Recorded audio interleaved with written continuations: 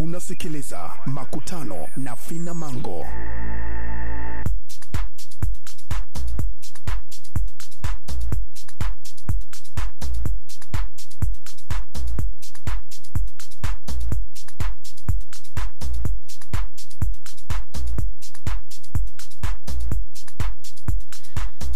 Saa 11:01 Magic FM Makutano mpaka 12 kamili za jioni, na sasa ni wasaa wa kuzungumza na Mheshimiwa Peter Serukamba, mbunge wa Kigoma mjini, lakini vile vile ni mwenyekiti wa kamati ya miundombinu kwenye Makutano Junction. Habari yako Mheshimiwa? Salama, habari za leo? Za siku nyingi sana. Nzuri sana. Naomba ruhusa ya kukuita Peter. Kabisa. Haya. Kuna maswali mengi. Mimi nilikuwa na maswali machache tu, lakini Watanzania wakaongeza maswali mengi sana kupitia Jamii Forums, na washukuru sana kwa kufanya hivyo. Na wale waliouliza kupitia Twitter @Makutano Show ambayo ndio handle yetu, tajitahidi hapa kuyamalizia yote. Awali ya yote tunaomba kufahamu historia yako Peter. Umezaliwa wapi? Nimezaliwa Kigoma. Kigoma mjini? Kigoma mjini. Mwaka upi huu? Miaka mingi iliyopita. Kwani unataka kujua kama bado kijana au? Nimezaliwa tarehe 6 mwezi wa 6 mwaka 1972. Kijana sana kumbe. Kabisa. Unanionaje?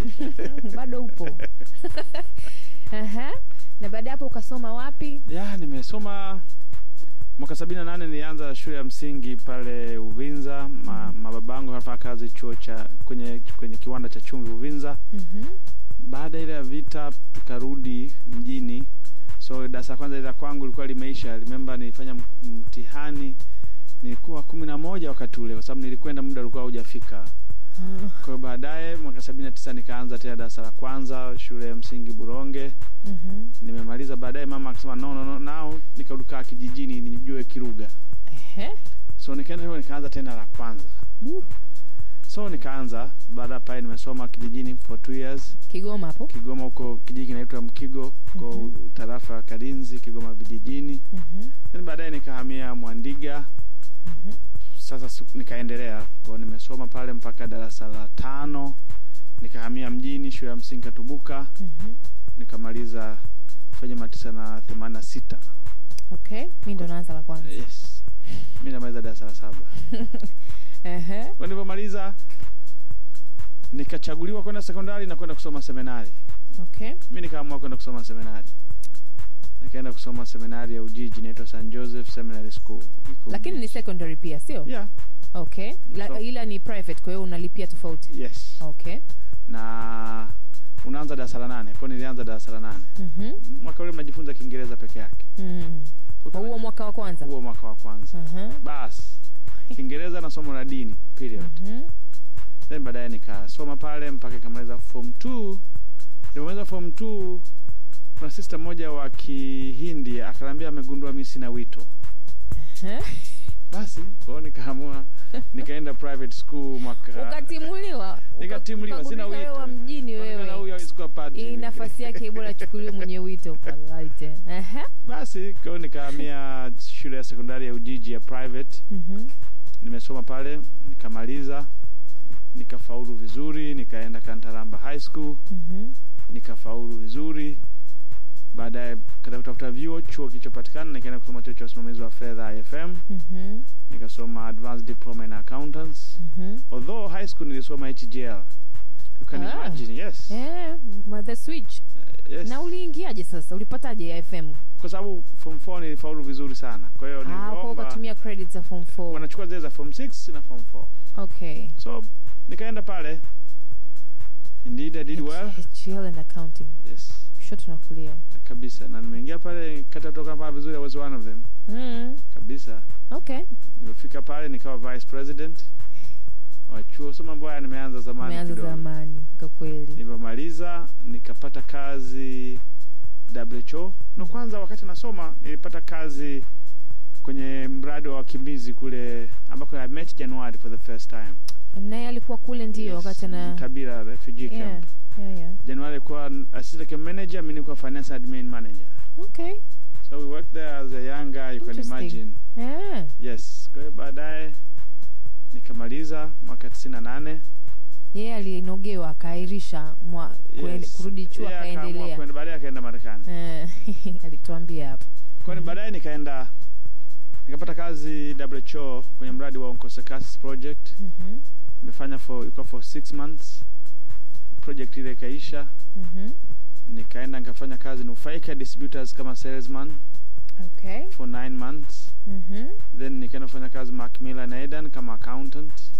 Okay. Macmillan Eden baadaye nikaenda British Council kama finance and admin officer. Baada ya British Council nikaenda kufanya kazi Tanroads pale nilikuwa head office accountant, baadaye nikawa deputy chief accountant. Na hela nyingi sana huko. Kidogo. Na hela nyingi sana. Then baadaye nikaenda sasa kutafuta ubunge mwaka 2005. Kwa hivyo wewe Tanroads pale ndio ulikuwa ukisema hela ipite? Sawa. Kweli baada ya director of finance chief accountant, then it was me. Wewe lazima watu wakuchekee Kidogo, sio sana.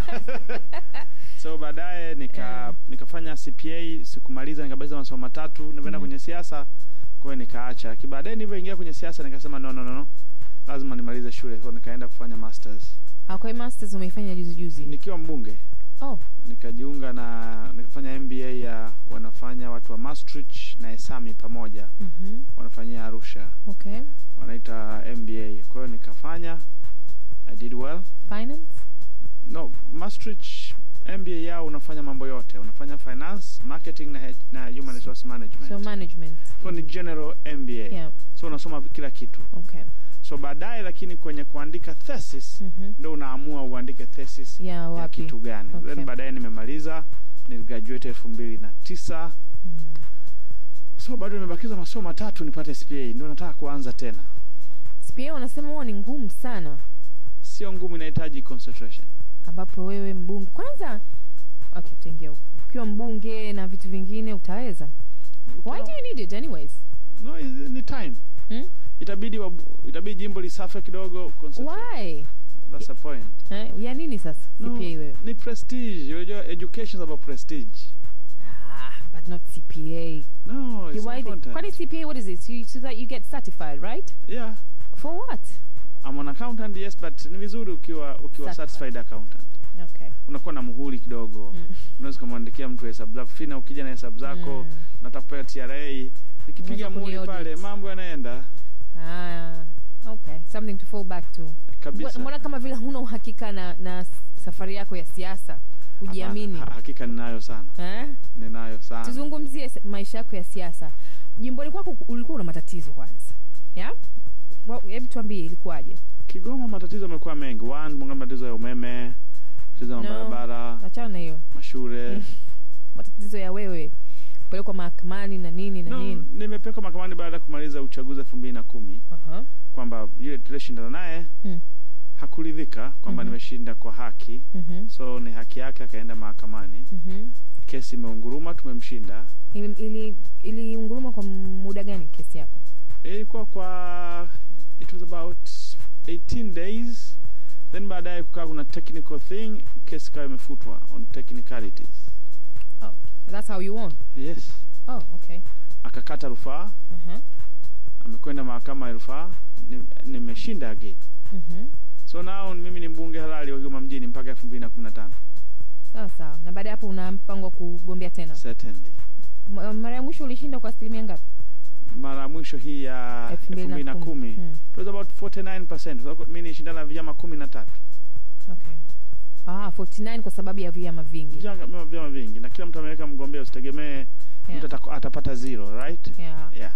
Ana mkewe, watoto. Sawa. Haya, tuingie kwenye maswali mengi. Unajua nimetoka hapo kuongea na Jose kuhusiana na hii sheria mpya ya madini. Wewe si mchumi, labda unaweza kunisaidia. Mimi ni mtu wa finance na uongozi na uongozi kwa maana ya utawala. Lakini I know a bit, sababu sheria tumepitisha sisi. Okay. Sheria ile sio mbaya. In the first place. Sio mbaya kwa kweli. Hata mimi hilo na sheria nzuri kabisa. Kazi tunataka tuitekeleze, ifanye kazi vizuri. Yeah. Lakini hatuwezi kurudi tukafungua kule tulikopikisha pita. Maana tunakwenda mbele. Yes. What does that mean? Kwamba huwezi kusema wale ambao wameshaanza wako on ground, sasa nyenye bana mmetikata bentu ianze upya. Hatuwezi kueleweka. Kweli. Kwa sababu kwanza ukiangalia madini kwa mfano ya gold Tanzania yanayochimbwa sasa ni 5% ya deposit tulizonazo. So we have 95% ya deposit. Nyingi tu. So tutumie mikataba hii ili tuweze kufanya vizuri zaidi kwa mikataba mipya itakayokuja. Yeah. Na now we have a new sheria, tuna sheria mpya ambayo itatusaidia sasa ili mikataba mipya itakayoingia iwe mizuri zaidi. Na Frank kusikia mwana mbunge kwanza alafu mwana CCM ambaye ni serikali anasema hivyo. Yes, lakini liko jambo lazima hamna naye lisema. Very unfortunate. Wasikilize wanaharakati, wanasiasa, wa vyama vyote. No one speaks about this. Mimi naomba leo niliseme. Sema. Tunalaumu sana. Tunaibiwa, tunafanya nini? Lakini jiulize swali Fina. Yako maswali fundamental hapa tujiulize. Wote wanaongelea mlahaba, wanaongelea kodi. Msikilize kila anaongelea tunaibiwa, hawalipi kodi, hawalipi mrahaba. How much? Lakini iko element ambayo tungehangaika nayo, tungepata fedha nyingi zaidi kama nchi. Kwa mfano, anakuja mtu kuchimba gold. Anahitaji umeme. Ndio. Mwambie umeme huu hapa. Tena kwa sababu wewe unakuja kuchimba, tahakikisha ukatiki huko. Utakatika ukatiki, so special rate. Ndio. Ili to make sure kwamba you have constant umeme. Yes. You have special rates, which is a bit higher. Yes. Hamna sema no. Hakuna. Anasema maji haya hapa. Ndio. Chakula international standard hiki hapa. Wafanyakazi usio na shaka, nina workforce well trained all over the world. Hawa hapa. Nataka wanasema engineering services. Sababu unahitaji greda, kwenda kuchimba huko chini. Mwambie bwana, you are not getting company from outside. Usipate shida. Nina makampuni yangu ya Kitanzania, ya Watanzania, well trained, wanafanya hizo kazi. Haya hapa. You know what? Kama kuchimba ile dhahabu ni dola labda milioni 100. Dola milioni 70 zitabaki kwenye economy yako. Kabisa. Zitaingia kwenye mikono ya Watanzania. So wanaita multiplier effect. That one itasababisha tuendelee. Kama tunaongelea mrahaba na kodi, we are being small. Petty. We are talking petty. Mambo ya msingi atuongei leo. Kule migodi yote inahitaji megawatts 200. We cannot afford to give them. We can't. Kwa sababu hatuna miundombinu. Hatuna umeme wa kutosha, hatuna miundombinu. So matokeo yake wananunua nini? Diesel. Generator. Watanunua diesel. Kwa atakaye benefit ni anayetengeneza generator na anauza diesel. Anauza diesel. Sisi tunalaumu. Mraba. This is a challenge ambayo tunayo kama Watanzania kwamba kwa mfano leo kuna offshore wanatafuta gas. Do you know Fina? Hakuna Mtanzania hata mmoja kule offshore. Hakuna kampuni yoyote ya Mtanzania inayolinda. Hata ya kulinda? Hakuna. Why? Hatuna expertise. So, kuna vitu vingine tunafanya lawama lakini hamtueleweshi. Pia hata nyinyi hamfanyi kazi nzuri sana ya kutuelewesha. Tatizo lenu pia mwenzako hapa akipata upenyo akasimama pale, kwa mfano mkiwa bungeni, unajua tunaona kwenye TV akapata sababu ya kumsema mwekezaji mmoja, unamturuga wa Tanzania wote. It is true. This is where we are going wrong. Tunataka tujiandae kama nchi. Kama tunajua gesi inakuja, mafuta yanakuja, uwe na workforce available. Yeah. True. Anyways, hiyo pia nayo ni topic ya kipindi kizima. But nashukuru mawazo yako, nimeyapenda. Nashukuru. Tuingie kwenye chama. Naomba nikuulize pasipo kujali chama na siasa zilizopo na nini. Nadhani aina gani ya kiongozi tunamhitaji kwa the next Ungwe? Baada ya kusema mazuri yote hayo, yani unaelewa wewe ni mtu ambaye unaelewa na nyakati unajua kuzisoma. Kwa tulichotoka kukisema tu hapa sasa hivi. Who do you think we need to take the torch? Kuchukua kijiti hichi na akajaribu basi hata kusogeza huku ambako tunahitaji kwenda. Mimi simjui, lakini mimi nina sifa za kiongozi ninayemtamani. Niambie. Number 1. Lazima tuwe na kiongozi ambaye ana approved track record. Of what? Ya utendaji wa kazi. Mtu ambaye tuna hakika amepimwa kwa kufanya kazi. Na moja matatizo yetu makubwa Fina in this country, let us face it, watu hatufanyi kazi. tunapenda maneno na tunaongea sana lakini hatufanyi kazi. Kwa lazima tupate rais ambaye una hakika kwamba huyu kazi atafanya. Regardless of anything, kazi atafanyaje? Atafanya. Na pili, lazima na rais ambaye tuna hakika hatoogopa kufanya maamuzi. Kwenye tafakari mno. Mimi nimesoma kwenye management. Wanasema the best manager ni anayefanya maamuzi whether right or wrong. Deal with the consequences baadaye, but make a decision. Ukifanya kosa unapata nafasi ya kujisahihisha. Kwa jambo jingine hutokosea kwa sababu hii inakuwa ni learning process. A former CEO wa ambaye ni renowned, one of the best CEO wa GE. Alikuwa anasema the best manager in this world, the best CEO ni anayefanya decision. Right or wrong. Juzi there was a famous ya McKinsey amehojiwa huyu Simon Peres, waziri mkuu wa Israel. Anaulizwa what is the best leader? Anasema anayefanya maamuzi. Bas. So mimi nasema awe na track record nzuri ya ufanyaji kazi, au ana uwezo wa kufanya maamuzi, awe mtu ambaye he can listen to people. Mimi ndio rais ninayemtamani. Na ndani ya chama chako unajua yupo. Wako wengi. Ndani ya chama changu tuna tatizo la tuna wengi. Sasa tujue tutachagua yupi. That's a problem in my party. Kichwani mwako bila kunitajia ni nani? Yes. Do you know a particular one ambaye ana hizo qualities zako? Wapo. Mmoja bwana. Wapo bwana. Sawa. Tukizungumzia CCM. Lakini ambaye pia una hakika. Yeah. Akiwa kiongozi wetu hatakuwa mdini, hatakuwa mkabila, hatakuwa maeneo, mtu ambaye tuna hakika wote watakuwa na belief in him. Okay. Na mtu ambaye anakuja kutuunganisha as a nation. Umeniuliza kisiasa besides parties. So mimi nimejaribu kueleza the sifa za mtu kama Peter, mtu ambaye natamani as my leader to come ni mtu mwenye hizo sifa. Umenipoteza swali langu lilikuwa nini hapo? Je, kisiasa pia sana inabidi awe ni mtu ambaye anakubalika? Certainly. Bila hivyo kukubalika ni very subjective lakini. No, but sisi Tanzania ndio tulivyo. Hatukukubali hata kama you're the right person, hatukuchagui.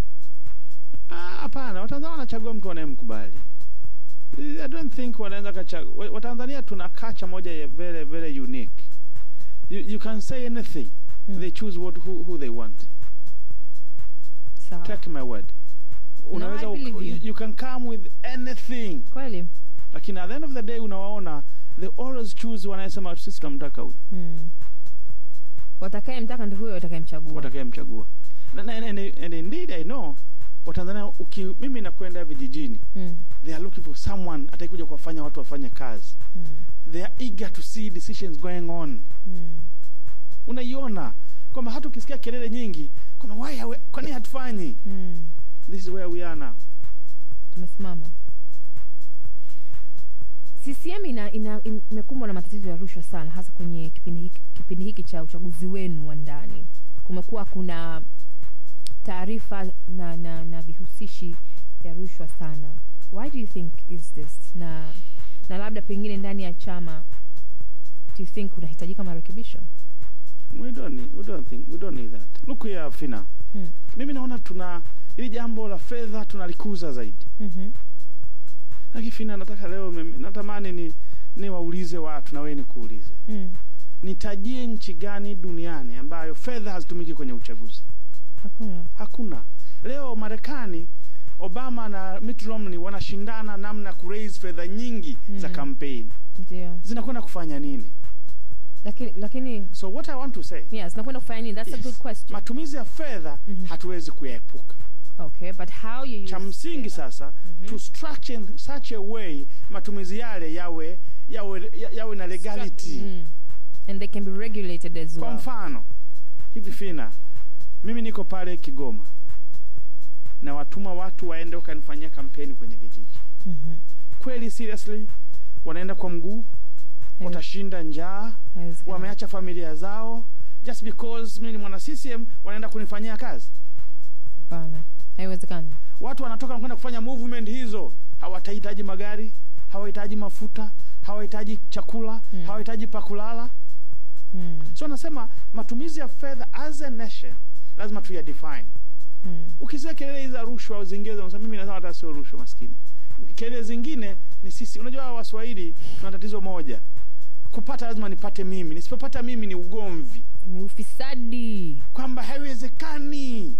Na kuna mtu mwingine anayesema ukimwangalia track record yake is questionable. Unaweza hivi hata huyu anasema. Lakini ninachosema matumizi ya fedha tuweze kuepuka. Siasa zote duniani na Fina tumeondoka kwenye mfumo wa chama kimoja. Tuko kwenye mfumo wa vyama vingi, tuko kwenye open market economy.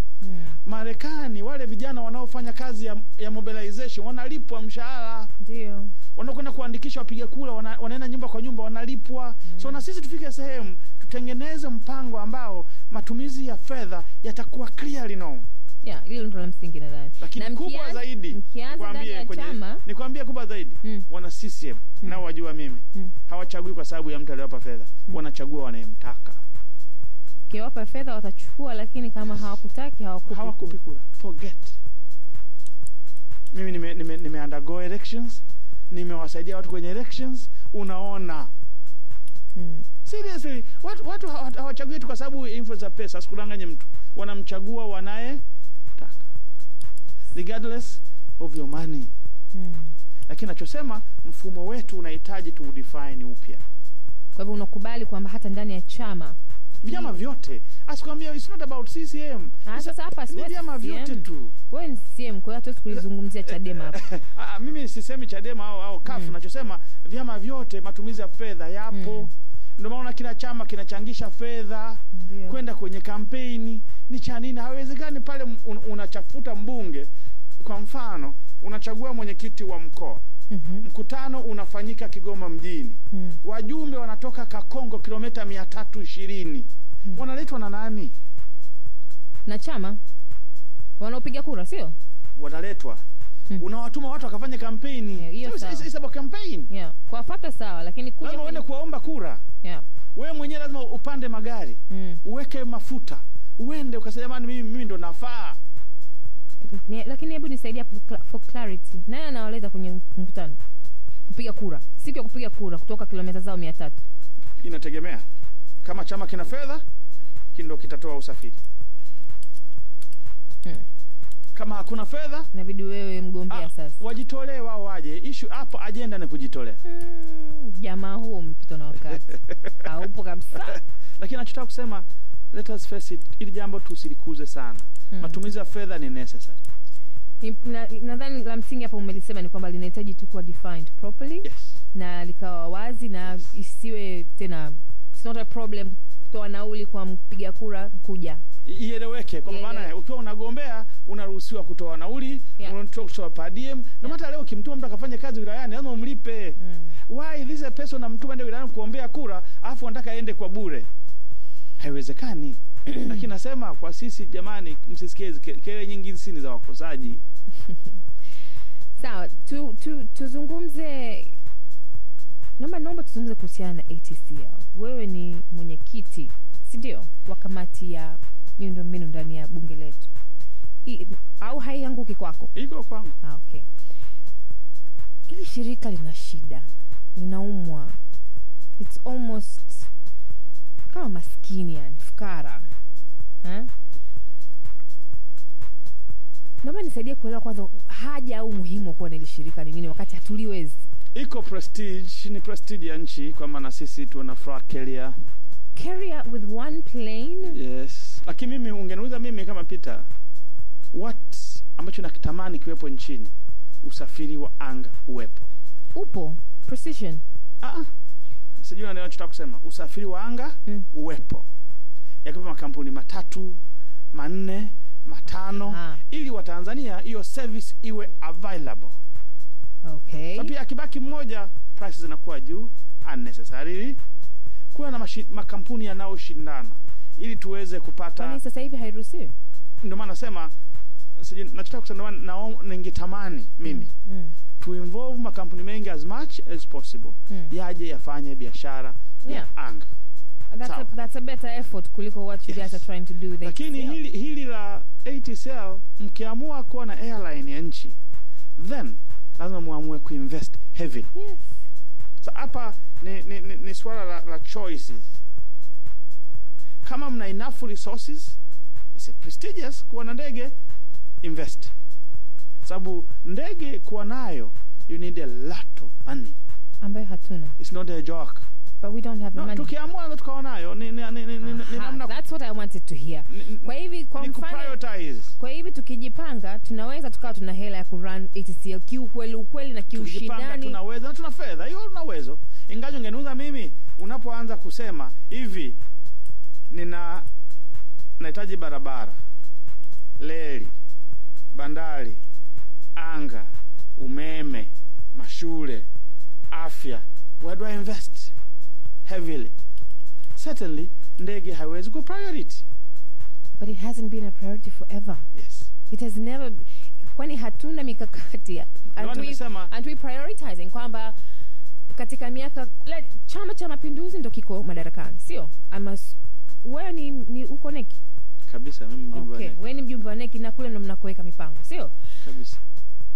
Mikakati yenu ikoje kwamba tuna shida, hatuna barabara, hatuna bla bla bla bla bla, na anga ikiwa ni moja wapo.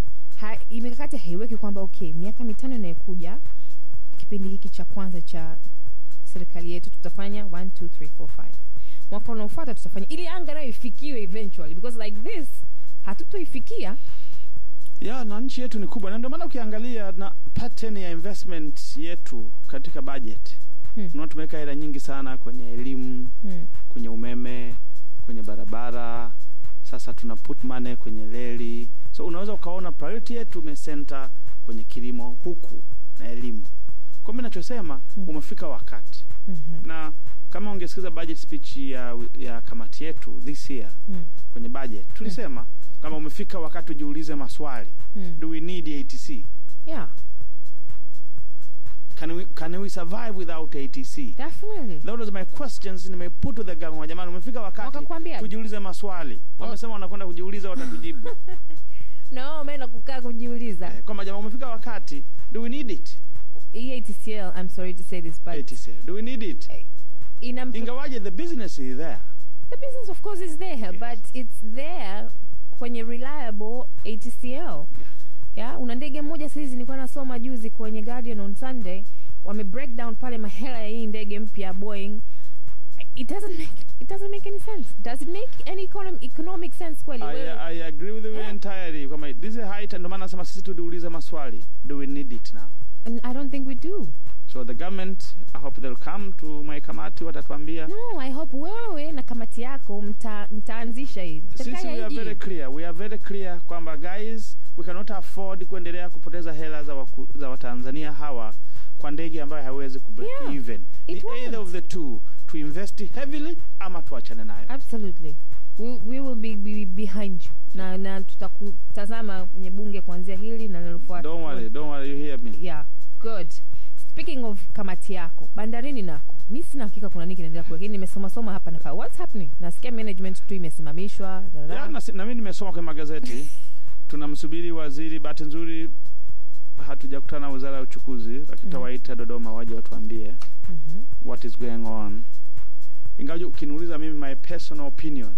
What is your personal opinion? As mtu wa utawala, siamini katika kufukuzana. I don't believe in that. Mimi naamini tatizo letu. Kwa hivyo hata ukikosea usifukuzwe. Tatizo letu kwenye systems. Okay. Namna ya discipline wafanyakazi iko stipulated kwenye sheria. Labor law imeeleza namna ya kumdeal mfanyakazi. So lazima tumesema sisi tunafuata rule of law. Yeah. Kama rule of law, then lazima tuanze kufuata sheria zilivyo stipulated kwenye nini? Kwenye labor law. Lakini nachosema maelezo tunayo yako zaidi ni systematic zaidi kuliko ya watu. So what happened really? So nachosema ndio maana sasa tunasubiri waje watuambie. So what I believe, we must fix the system. Kwa sababu unaweza kuondoa watu fina. kama jadi na wakija wale wengine wakafanya yale. So wanaenda kwenye system mbovu hiyo. Yes. Yeah. So here we must define our system. Does the system work properly? So nachosema, kwa hiyo siasa tena hapo sasa. I can't say much. I'm waiting to hear from these guys. Waje watu watuambie what transpired. Nasikia wameunda tume. Tumi ningewafukuza watu baada ya tume. Kwa sababu unasimamisha mtu unaunda tume, hivi unamrudishaje tena kitokea hausiki? The whole thing ina mazonge mengi. Like what I'm saying, to me, I believe on fixing the system. Sawa. Tukibaki hapo kwenye kamati yako. Sasa hivi naongea kama ingawa nilisoma kwenye habari. Ile kutokea tafrani kati yako na makamu wako. Mambo yako vizuri sasa hivi? We okay. Mnaenda kwa hiyo maana yake unajua ukiwa na makamu wako muelewane, mambo yanakuwa hayaendi vizuri. Hatujawahi kutoelewana nini. Kuna gazeti moja ilisema mpaka kama alilia makamu wako. Sijui ulimwambia nini. Unajua waandishi sometimes wanayakuza. Unajua Tanzania tunapenda story. Yeah, so Peter Zayem a very humble person. Kwa hiyo sio mtu anaweza kukosana na mtu. Yes, lakini wanasema ukiweka zote zinafanana, upepo kipita zitagongana here and there. Lakini otherwise we okay. Kamati yangu is intact. We are doing very well. Tunaheshimiana all along. Sawa. Kuna maswali kuna watu walikuuliza maswali kwenye Jamii Forums. By the way, kama ndio kwanza unafungua radio yako, hii ni Magic FM Makutano. Niko na Mheshimiwa Peter Serukamba, mbunge wa Kigoma mjini. Tunaongea mambo mazuri mengi sana hapa. Huyo kwanza alisema kwamba kwanza nakupongeza kwa MBA yako. Na amekuuliza unaitumiaje kwa manufaa yako binafsi na ya taifa katika nafasi yako kama mbunge. Na anauliza kama ndio ilikupa fursa ya kuingia kwenye kamati ya miundombinu. Elimu yoyote utakayopata inakusaidia tu katika as a person, tools of analysis zako, namna unavyoangalia mambo in a different perspective, namna unavyo argue, namna unavyo understand issues. Kwa hiyo inanisaidia kwa kweli. Kila unapata elimu inakusaidia zaidi katika namna unavyoendesha mambo yako ya kazi na mambo yako ya kila siku. Yeah. Sawa. Sasa swali Yeriko Nyerere hapa aliuliza, Mungu wangu. Limeenda wapi swali lake? Yeriko talitafuta nitalipata. Au Shafi kama unaweza kalikamata naomba unirushie. Mwingine kutoka Jamii Forums ameuliza gazeti la Tanzania la Machi 7, 2009. 2009 lilikunukuu ukiwalaumu Sita na Mwakiembe kuwa wanakihujumu Chama cha Mapinduzi. Bado una msimamo huo? Wanaokihujumu chama wameongezeka au wamepungua? Na unaiongeleaje dhana ya kujivua gamba? Kwanza sikumbuki hiyo habari ya gazeti. 2009. Lakini dhana kujivua gamba it is foregone conclusion, haipo tena. Lakini dhana itself ni kujiangalia upya, kujisahihisha na kwenda mbele. Kama zana, kama theory, it's not bad idea kwamba kila wakati lazima ujiangalie, am I doing right? Am I doing wrong? What can I do better than what I've been doing? Unajiuliza na kwenda mbele zaidi. Na kwenye mwongozo wa 5 wanasema kujisahihisha sio jambo baya hata kidogo. Ni kujisahihisha tu. Kuna wakati unafika unajiangalia, unajievaluate, unakwenda mbele. Okay. Na bado una msimamo au bado pia na hiyo ukumbuki? Yeah. Hiyo msimamo. Msimamo upi hivi? Msimamo wako huo kwamba kuna watu maybe mambo mengine yanakuja with the time. Time is of essence. Kuna then walikuwepo sasa hivi mengine yanaondolewa na time. Okay. Haya. Huyu anasema swali nimepata swali la Yeriko. Anauliza katika siasa dunia kila mwanasiasa katika siasa duniani kila mwanasiasa huwa na philosophy yake na filosofia yake. Anaomba kujua ya kwako kwa sasa Tanzania. Yeriko Nyerere, filosofia. What's your philosophy? In terms of what? I guess in terms of where we are now in Tanzania. Namsaidia Yeriko. No, mimi naamini katika siasa ya kufanya nchi iende mbele katika maendeleo. Mimi ni muumini wa ubepari in a way. Okay. I strongly believe it. Capitalism. Katika capitalism. Siamini katika ujamaa. Ujamaa unafanya tunakuwa wavivu. Naamini someone else will do for me. Sasa Chama cha Mapinduzi bado kinasimamia ujamaa. Lakini tuna practice market economy. Kama chama chetu ukiangalia resolutions za 92 tumekwenda kama jamani, yes, tuna siasa za ujamaa, lakini uchumi wetu lazima tuuongoze katika mfumo wa market economy. Kama ilivyo leo China siasa zao ni communism. Lakini uchumi wanauongoza kiliberali. Wanauongoza kiubepari, kwamba lazima ni uchumi wa soko tuweze kushindana duniani. Okay. So indeed I believe katika siasa za ushindani, kuongoza uchumi ambao una ushindani. Yeah. Sawa. Asante. I hope umeridhika Yeriko. Naomba tuzungumzie vurugu hizi ambazo zimekuwepo hivi karibuni za kidini. Yeah? What's your take on it? Wewe mtazamo wako ukoje? Yeah, ni jambo gumu kidogo Fina. And why now? Kwa nini sasa hivi kama vile limeshamiri sana? Yako mambo lazima tufanye as a nation. Yako malalamiko ya Waislamu. We have no choice, lazima tuwasikilize. Okay. Lazima tu dialogue nayo. Yako malalamiko ya Wakristo. Lazima tu dialogue nao. Kwa mimi ukiniambia the whole thing ni kitakacho tutoa hapa ni dialogue. And don't forget, jamani, sisi ni wamoja. Wewe in your family kuna Waislamu, kwangu kuna Waislamu, kule kuna Wakristo. We are all together. We are one.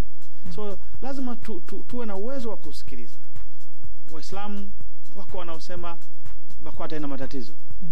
Sasa upande wa serikali wanasema wasikilize ili mje na solutions. Wapo Wakristo wanasema mihadhara ya dini ya Kiislamu inatutukana. You must listen to them. Kwa nachosema above all, namna kumanage rango inayoendelea ya kidini, lazima ni through negotiation. Lazima tuwasikilize, tutafute solution kwa pamoja.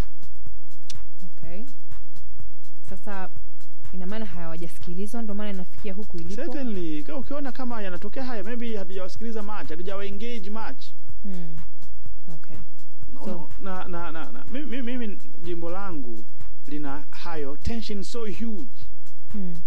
Ya mambo ya kidini. Kwa sababu pale Waislamu ni wengi, Wakristo ni wachache. Tension iko kubwa. Lakini pale tulianzisha kuna umoja wa dini. Kuna Wakristo na Waislamu. Kwa hivyo tatizo kubwa, they sit together, wanajadili. We discuss our problems. Kwa nachosema the solution hapa ni engagement. We must listen to these people. Find solution together. Haraka. Itakuwa ianze jana. Wakati tuko bado kwenye vurugu, watu wengi wanahisia kwamba jeshi la polisi kama vile limejisahau na kupotea. Kwa nini hasa lipo pale, yani why we have a police force? Inatumika na CCM, inalinda zaidi Chama cha Mapinduzi badala ya kulinda raia na kulinda misingi ya haki na sheria. Wewe mtazamo wako? Fina, it's very unfortunate. Ni bahati mbaya sana. Jamani, jeshi letu linafanya kazi nzuri sana. The best we can do ni kulisaidia na kuwa na vifaa vya kisasa, nyenzo. Hii ndio jukumu tulilonalo. Miaka 3 iliyopita kulikuwa kuna report ya uhalifu duniani. Matukio yalikuwa reported ya uhalifu. South Africa ilikuwa matukio 25,000. Marekani matukio 16,000. Uingereza matukio 800. Tanzania matukio 112. Yaliyoripotiwa, lakini wenzetu wana system fine, lakini bado unachosema jeshi letu linafanya kazi nzuri Fina. Tuna jukumu kama wa Tanzania kuliwezesha jeshi letu kwa kinyenzo, kifedha, kiteknolojia ili iweze kufanya kazi vizuri zaidi. Lakini above na si lazima tuwe tayari kufuata sheria. Demokrasia bila sheria ni vurugu. Kama tunataka tuwe na jeshi ambalo halisimamii sheria, halisimamii taratibu, then we are wrong. Vyama vya sasa mnaamua mimi leo nafanya, naambia don't do it, sasa ninafanya. Mimi na watu nyuma yangu. haiwezi kuwa nchi. We all need this country, we all need this peace. Hii amani tunahitaji wote, nchi hii tunahitaji wote. Lakini jeshi letu la polisi, I for one nalipongeza, linafanya kazi nzuri. Matatizo yapo, lakini generally wanafanya kazi nzuri sana. Jukumu tulilonalo ni kuongezea nyenzo kifedha, nyenzo kiteknolojia, kimaarifa, ili waweze kufanya vizuri zaidi. Unasikiliza Makutano kupitia Magic FM 92.9 kama uko Dar es Salaam, kama mitaa ya Dodoma ambapo tunakuja huko muda si mrefu, tarehe 3 93.3 au 98.6 Arusha, 101.7 Mwanza. But you can also listen live via internet, Ustream/Makutano Show. Unatukamata hapo. Haya, narudi kwenye maswali ya kabla sijauliza swali la Jamii Forums, nilikuwa natamani kufahamu mtazamo wako kuhusiana na muungano wa Tanzania Bara na Visiwani. Muungano, mimi ni kati watu naunga mkono muungano. What happens if we ukiondoka? Lakini mimi na ulinganisha muungano huu kama wanandoa. Katika ndoa yako matatizo, we must listen. Lazima tuwasikilize Wazanzibari, lazima tuwasikilize Wabara. Okay. Namna bora ya kufanya muungano uwe na nguvu, hamna njia nyingine, ni through mazungumzo. Na mimi nasema siamini katika kuvunja. What are the pros for muungano kuendelea kuwepo alafu mimi naamini utaendelea kuwepo kwa sababu unaona ziko juhudi zinafanywa na viongozi kujaribu kunegotiate, kujaribu kuongea, kutatua matatizo. Lakini nachosema na sisi wa Tanzania tuwe sehemu ya kusema we need this. Fina leo kuna watu wameoana, kuna watu wanafanya biashara pamoja. Seriously, tuongee matatizo yetu. Na usisahau Wazanzibari ni wadogo. Unapoungana na mtu mdogo, you need to listen more to him kuliko wewe ambaye ni bigger. Sababu kuna ile sense ya insecurity. So tunalo jukumu kama sisi tufanye kazi ya kuwasikiliza, tukae nao mezani, tutatue matatizo yetu. Mimi naamini muungano huu ni mzuri, tunauhitaji, lakini yale matatizo yaliyopo tuyatafutie solutions. Haya, narudi kwenye swali la mfuatiliaji wa Makutano kutoka Jamii Forums. Anauliza, mara kadhaa ulionekana bungeni ukiteta na aliyekuwa mbunge wa Igunga ndugu Rostam Aziz. Unamuelezeaje Rostam katika siasa za Tanzania? Rostam sio mwanasiasa tena, ameacha kila kitu, ni biashara tu. He's nowhere to be seen, ameshaondoka. Alisema jamani siasa hizi mimi basi. Amejiondokea. So bado tuna ni part of our talks. Kama kumebaki mahusiano ya one person to another. Mimi is my friend, I cannot deny this. As a person bas. Kokela, unamzungumziaje kama mtu? No. Haifunguki. Ukimfahamu Rostam is a really human being. Ukimsikiliza watu wanaomsema unasema oh my god, ni mtu muungwana, ni mtu anayesikiliza, lakini ni human, ana ubinadamu in him. Na mapungufu yake. Na binadamu wote wana mapungufu yetu. Kila mtu ana mapungufu yake. You could deny as a person, he's such a brilliant human being. Lakini babo sio mtu mjinga, he's an intelligent guy. Kuna swali kutoka Twitter nimelikumbuka sasa hivi kutoka kwa dada anaitwa Salma Toto. Au hakuwa Toto? Ilikuwa ni Salma? No, hili swali lilikuwa si lake actually. Wako wanasema kuhusiana na posho. Kwamba wewe bado unaililia posho. Nauliza bado unaililia posho wakati wenzako wote wanaipinga, kitu kama hicho. Mbona mna ambaye hachukui? Aja jamani, tuache unafiki seriously. I for one mimi sio mtu mnafiki. I say what I believe. Hivi Fina, unafanya kazi Magic FM. Tomorrow morning you are coming here. Your boss anakuita, anasema Fina you are doing a good job. Nimekuongezea mshahara. Are you going to deny? No. Tafurahi kweli. Utasema bosi, radio zingine hawalipi kama mimi. Don't give me this money please. Then you're not a normal human being, for God's sake.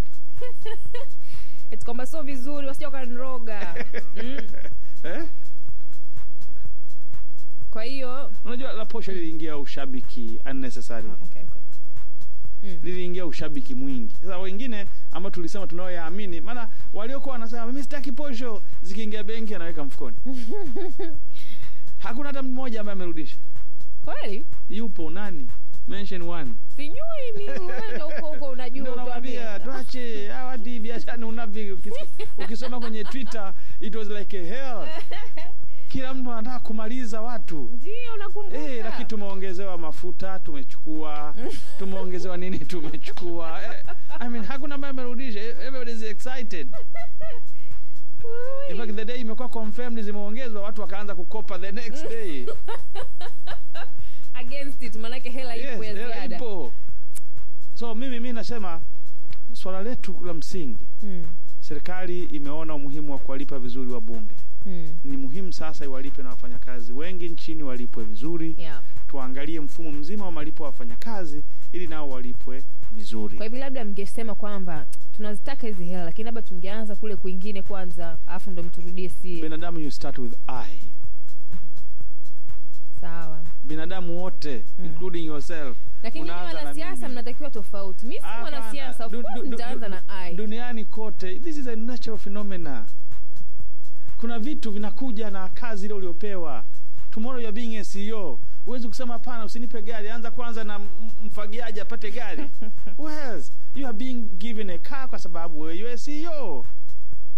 So haiwezekani. Haiwezekani zikada zilingane Fina. Haiwezekani. Umeona ITCL hapa mnashindwa kuifufua. Hela mnajigaia wenyewe. Pita kweli haki. How much? Hela mnazotumia nyinyi how much Fina? Ndio maana mimi siku moja nilisema hapa kwenye Twitter hapa, jamani kama tunaweza tufute bunge, watu wanataka kunimaliza. Una akili wewe? Unafuka tutaje bunge? Si mmesema wanalipwa hela nyingi hawa ili tupate hela za kuwapa au mapolisi, walimu, wakina nani? Au mjitolee. Haipo duniani, haiko nchi ya hivyo.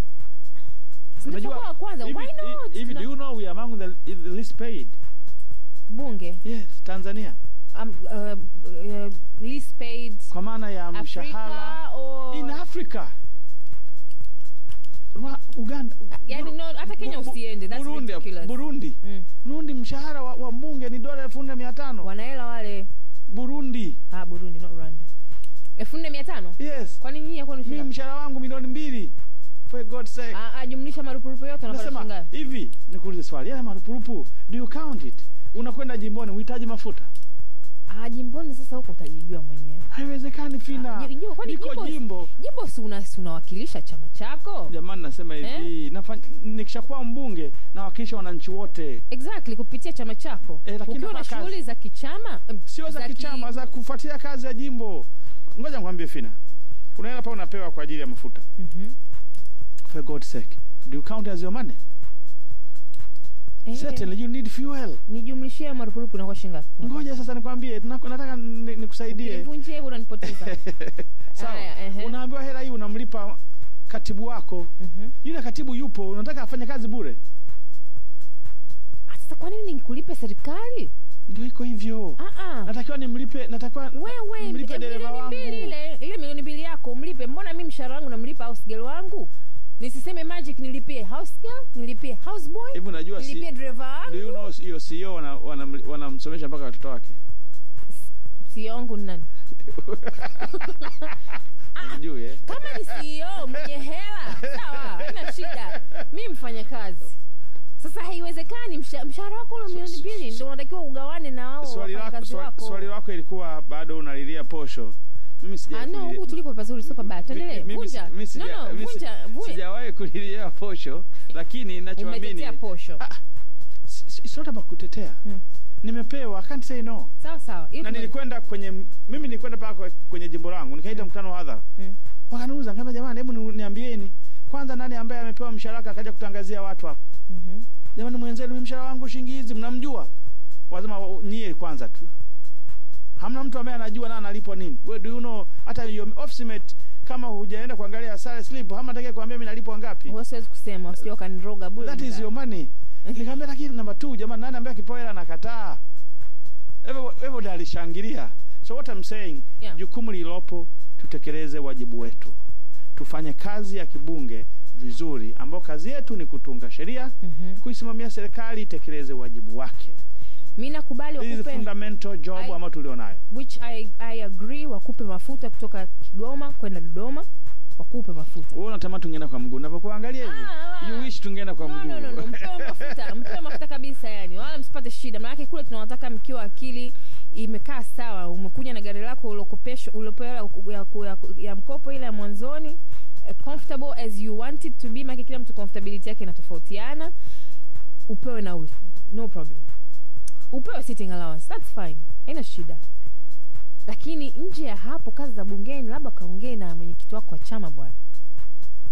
Kazi za jimboni. Maana wewe si unawakilisha ni mwakilishi wa kisiasa.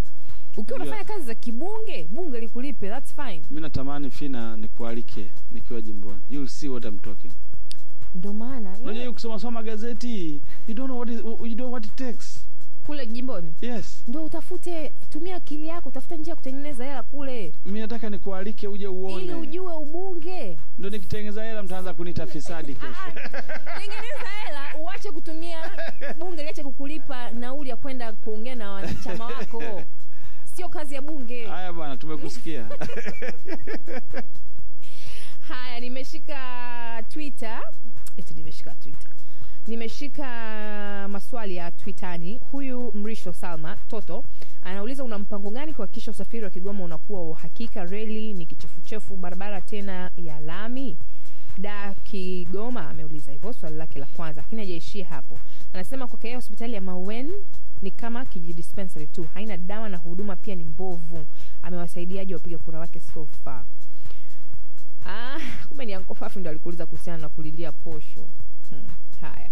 Inaonekana huyu Salma Kigoma haijui vizuri leo. Kigoma is changing so fast. Yes, yako matatizo ya reli ambayo serikali inahangaika nayo. Tunaona budget ya reli mwaka huu imeongezeka sana kwa ajili ku make sure reli hii inafanya kazi. Barabara leo tunatoka Dar es Salaam mpaka Manyoni kuna lami.